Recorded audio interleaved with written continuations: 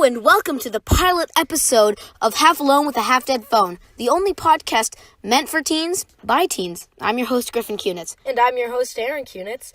Well, we've just finished up our Thanksgiving break. Nice long break, about 5 days long. Yeah. Nice long break. That gave us a lot of time to play our video games, didn't it? And a great amount of time to enjoy the wonderful food our parents have made. But mostly video games. Yeah. But our parents were nagging us about our time spent on those games. Nag, nag, nag! You've been playing too many video games! So we decided to make a podcast and kind of discuss how we feel about video games and bring up both good and bad points about them. Okay, so why don't I go first? Go ahead. The USA Today posted an article that said, with the analysis of 24 studies from countries all around the world, including the US, Canada, Germany, and Japan, found those who played, violent video games, like Grand Theft Auto, Manhunt, basically any game with guns in them, they were more likely to exhibit behaviors such as, listen to this, being sent to the principal's office for hitting a non-family member. Now, I could understand hitting a family member like a brother or sister, because they can get pretty darn annoying. Just like my brother here. Hey, I was directed at you. No, you. Frick. And, I just want to say that people can get expelled for hitting someone, even if they are your family member. But, being sent to the principal's office is still pretty bad, because, I am the principal. I will talk to your parents about this. And, heck, getting sent to the principal is, one of the worst punishments you can get in elementary school. So think about what that could lead to in your adult life. Go to the principal's office. Ooh, you're in trouble.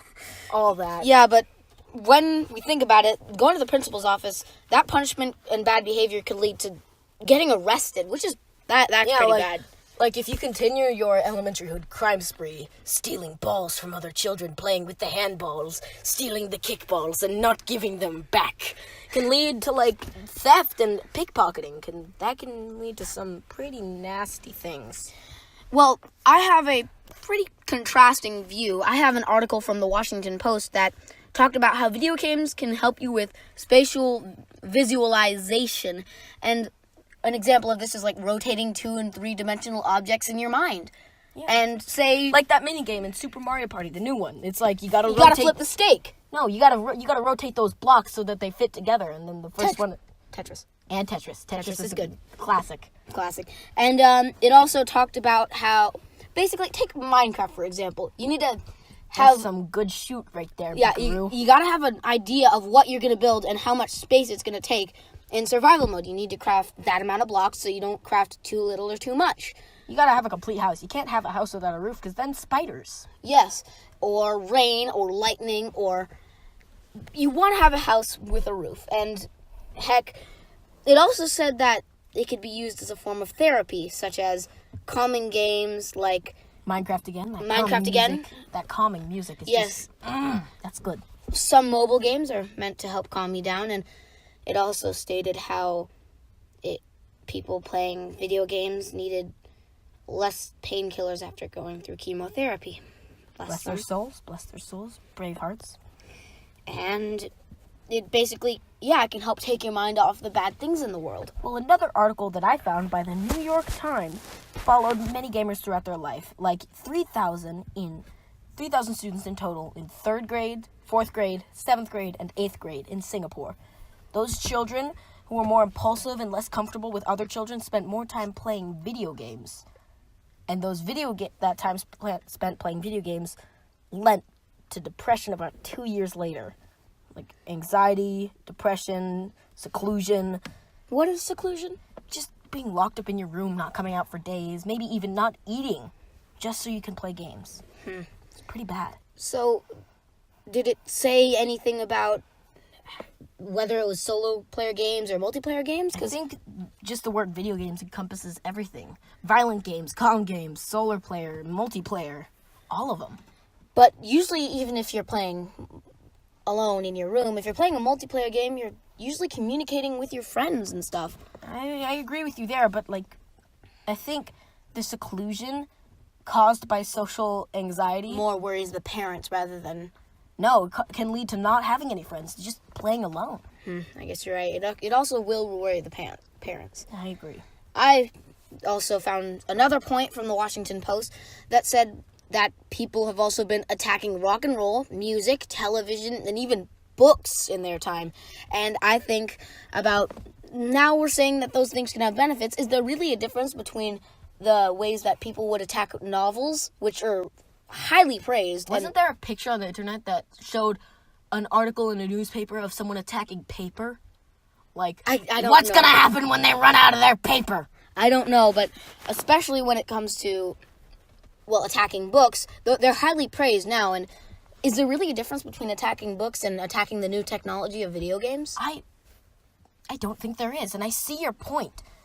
But another thing that I want to bring up is physical health problems, like pains all over the body. Like, in 2014, a Dutch researcher looked into the reported problems with Nintendo, and the associated discomforts with the neck, hand, wrist, or forearm became known as Nintenditis. No, you're joking. No, I'm not. Is it real?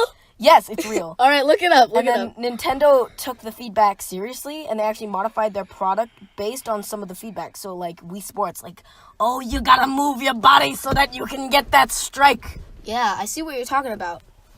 I mean, that's why there are some motion-based video games that you have to get up and use. It's Skyward Sword. Yeah. motion controls. Pretty bad motion controls, if I say so, but motion controls. And then another thing. This is a lot more serious than regular pains. This is up to 5% of the people with epilepsy have a form known as photosensitive epilepsy, where the seizures are triggered by flashing lights or highly contrasting patterns. And according to the Epilepsy Action, computer screens represent a comparatively low risk for seizures unless there are flashing and flickering images involved. And Horror games. Yeah. The gaming industry itself is guided by standards available, but still, some new photosensitive episodes are still coming out even with those guidelines in Horror games, Amnesia, Deceit, flashing lights, flashing images, Overwatch. McCree's flashbang. yeah, flash grenade. A lot of games still have flashing images, and That can I see your point. It That can be very dangerous, harmful to those with. but that's why we have the warnings on the box. And warnings Warning before you get the game. contains flashing lights and sounds. Yes, do not play if you have high risk for heart attack or seizures. That's why those are there. It's from the gaming industry to help keep people safe. Yeah. And I found an article posted by Science Daily, similar to one of your articles that monitored other articles. It collected data from multiple experiments, and the research of the to date supports that video games can help make the regions of the brain that are responsible for attention more efficient. Like some kids' 6 seconds attention span can be expanded into like about 7 seconds. Yeah. No, but seriously, it has been proven, such as having to focus on one target in a video game or focusing on one objective in campaigns for solo player games. And Yeah, that's like, especially if those things are time trials, you need to know, like, I gotta go here, then here, then here, then here, then here to complete it. yes, and I need to do it in this specific order. It needs to help you remember, and that's why video games can help with memorization. Hand-eye And coordination it as well. also helped accepted the bad in the article as well, which is one of the great things about articles. You need to be able to accept the good and the bad for it to be a good article. Well, guys, that's all the time we have for today. Thank you all for tuning in, and I hope that you guys can comment your own little arguments in the comment section of this podcast. Tell us what articles you used, and give us actually a link to them so we could read them up on them, and actually give us a suggestion on what topic we should cover next. Yeah. Well, and I would like to take a minute to thank our writer, Griffin Kunitz, our chief editor, Scott Kunitz, and our executive producer, Jane Kunitz. And for all of you wonderful people for listening in on the first ever Half Alone with a Half Dead Phone. I am Aaron. And I've been Griffin. And we hope you guys tune in next time. Later.